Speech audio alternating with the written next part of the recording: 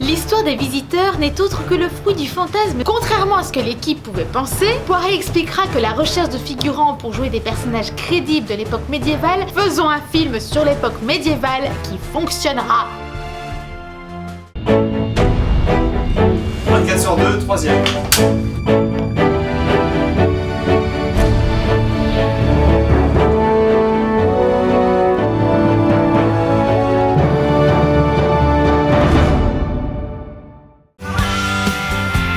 L'histoire des visiteurs n'est autre que le fruit du fantasme cinématographique d'un adolescent qui rencontre l'imagination et l'humour de deux hommes, Jean-Marie Poiré et Christian Clavier. Alors que Jean-Marie n'a que 17 ans, il écrit les prémices d'un court-métrage racontant une histoire folle sur le passage dans le temps. Tandis qu'il a déjà presque oublié cette histoire, en 1990, Poiré retombe lors d'un déménagement sur ses vieilles notes. Les souvenirs refont alors surface. Et si il tentait quand même de la réaliser, cette histoire. Il en discutera avec son ami et acteur Christian Clavier, qui trouve l'idée géniale. À deux, ils commencent à écrire un scénario qui restera gravé dans l'histoire. Mais Poiré et Clavier ne veulent pas faire les choses à moitié. Il faut que l'histoire paraisse crédible, que les spectateurs soient vraiment embarqués avec eux. Il faut faire rire, et ce, avec de vrais éléments. Comme par exemple, le vocabulaire. Pourquoi en utiliser un faux quand on peut rendre drôle le vrai ?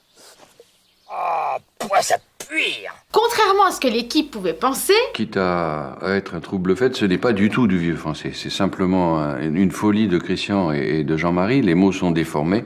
Manger, mangeailler, c'est pas du tout du vieux français. Poiré et Clavier se sont servis d'un véritable annuaire universitaire du vieux français. Mais c'est vrai que les trois quarts, pour ne pas dire les 9/10, sont des mots vrais du vieux français. Et vont y chercher des mots relativement similaires au français moderne. Oui, ma petite fille. Capables d'être employés dans le scénario, mais qui resteraient de véritables mots utilisés à l'époque. Maintenant que le scénario se concrétise, que le pitch est ficelé, il faut trouver une société de production. Et pour ce faire, Poiré et Clavier s'attaquent à Gaumont. Mais ce ne sera pas facile pour ce film dont le titre initial était Les Explorateurs de Louis VI le Gros. Le producteur, Alain Terzan, en rajoute une couche en faisant la liste à Poiré de tous les films portant sur l'époque médiévale et qui n'ont pas fonctionné. Et contrairement à ce qu'il aurait pu penser, au lieu de décourager le réalisateur, eh bien ça n'a fait que le conforter dans son envie. Faisons un film sur l'époque médiévale qui fonctionnera.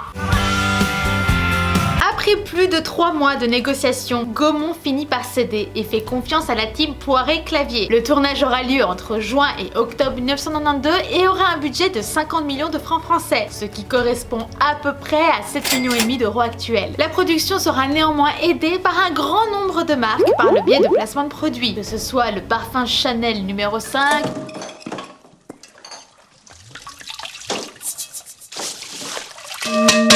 la Range Rover, C'est ma limo? Mais non, c'est pas votre limo! C'est ma nouvelle range! le petit crocodile de chez Lacoste, Oh, toi! Je peux plus manger là, j'ai plus faim. Non, c'est vrai là, c'est trop. Il me donne envie de vomir. T'as entendu ce que j'ai entendu? Ah, j'ai entendu. La Poste et ses jolies camionnettes, Mais il est fou, dit! C'est malade!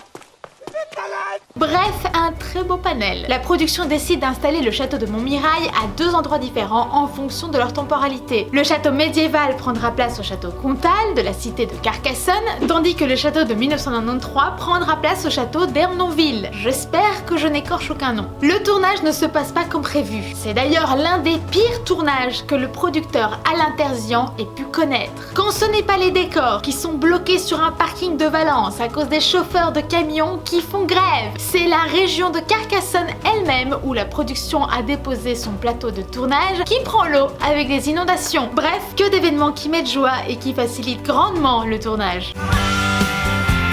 Au tout départ, Jean-Marie Poiré avait écrit le rôle du binôme Jacouille et Montmirail pour Robert Hossein et Robert Dalban, dont il trouvait l'exubérance du nez parfaite pour le rôle. Je sais pas si vous venez cet acteur avec le gros pif. Jean Gabin lui avait dit un jour quand tu te mouches, t'as pas l'impression que tu serres la main à un pote. Donc, Mais il a également envisagé Didier Pin, ayant notamment joué dans La gloire de mon père ou encore Le château de ma mère, pour le rôle de Godefroy de Montmirail. Quant à Béatrice, le rôle avait été écrit au départ pour Jacqueline Maillan. Mais la production a une toute autre vision. Il serait selon eux plus intelligent de faire jouer le trio du film Opération Cornet de Bif. Christian Clavier, Valérie Lemercier et Jean Reno. Un trio qui aurait déjà fait ses preuves. Une décision qui n'est pas contre les envies de Poiret, qui avait déjà totalement été séduit par le sketch de Valérie Lemercier, la renardière. Moins de 30, on fait des grandes tablées, on est mondaire.